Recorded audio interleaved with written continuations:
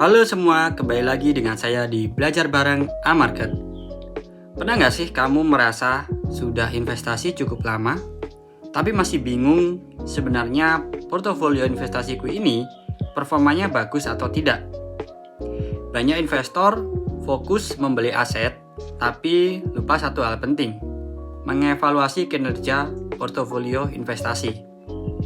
Padahal tanpa evaluasi, kita tidak tahu apakah strategi kita sudah tepat atau justru perlu diperbaiki.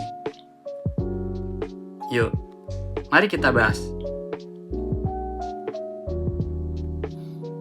Ya, kenapa evaluasi portofolio itu penting? Ya, evaluasi portofolio itu ibarat cek kesehatan keuangan kita. Tanpa evaluasi, kita tidak tahu apakah hasil investasi sebanding dengan risikonya. Kita bisa terlalu lama bertahan di aset yang performanya buruk. Atau sebaliknya, kita terlalu cepat menjual aset yang sebenarnya bagus. Dengan evaluasi rutin, kita bisa mengetahui apakah tujuan keuangan masih on track, mengambil keputusan berbasis data, bukan emosi, menyesuaikan strategi sesuai kondisi pasar dan kebutuhan pribadi. Intinya, evaluasi membuat kita jadi investor yang lebih disiplin dan rasional.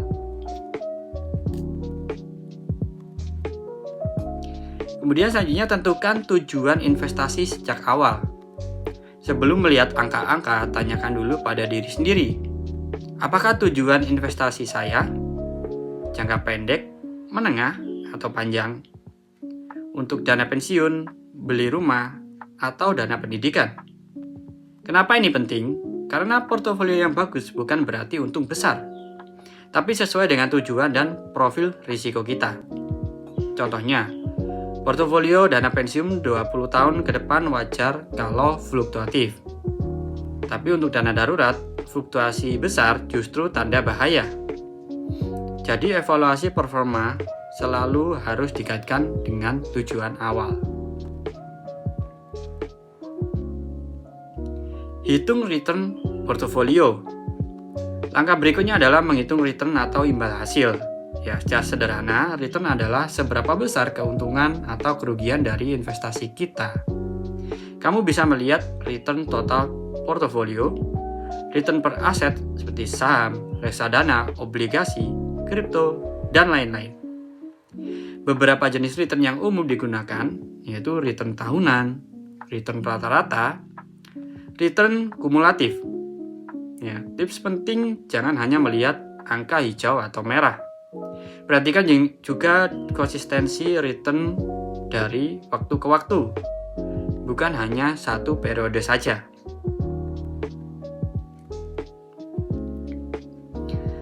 Bandingkan dengan benchmark.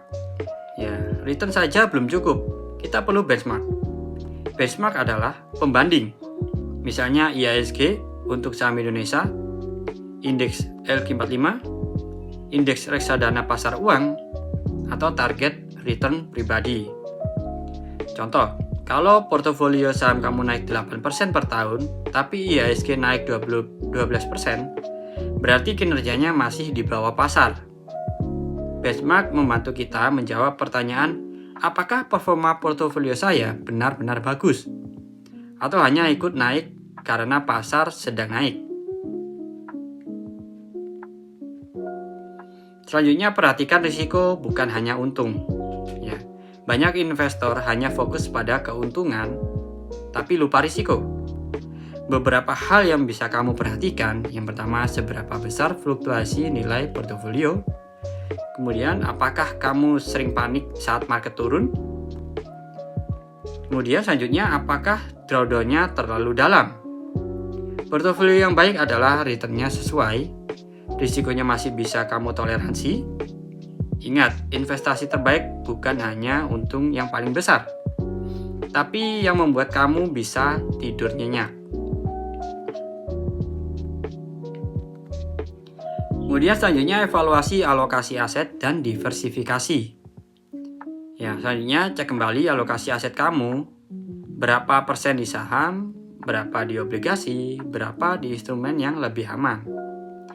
Seiring waktu, alokasi aset bisa berubah karena pergerakan pasar. Disinilah pentingnya rebalancing. Rebalancing membantu mengembalikan risiko ke level yang diinginkan, mengunci keuntungan, menjaga portofolio tetap seimbang. Yang terakhir, kesimpulan.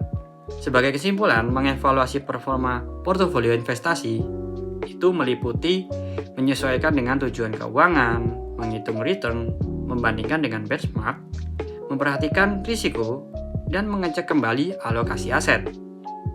Lakukan evaluasi secara rutin, misalnya setiap 6 bulan atau setahun sekali. Dengan begitu, kamu bisa menjadi investor yang lebih cerdas dan terencana. Baik, sekian dulu untuk episode kali ini. Kalau kamu melihat video ini bermanfaat, jangan lupa klik like, subscribe, dan nyalain lonceng biar nggak ketinggalan video edukasi keuangan lainnya dari kami. Sampai bertemu lagi di episode Belajar Bareng A-Market selanjutnya.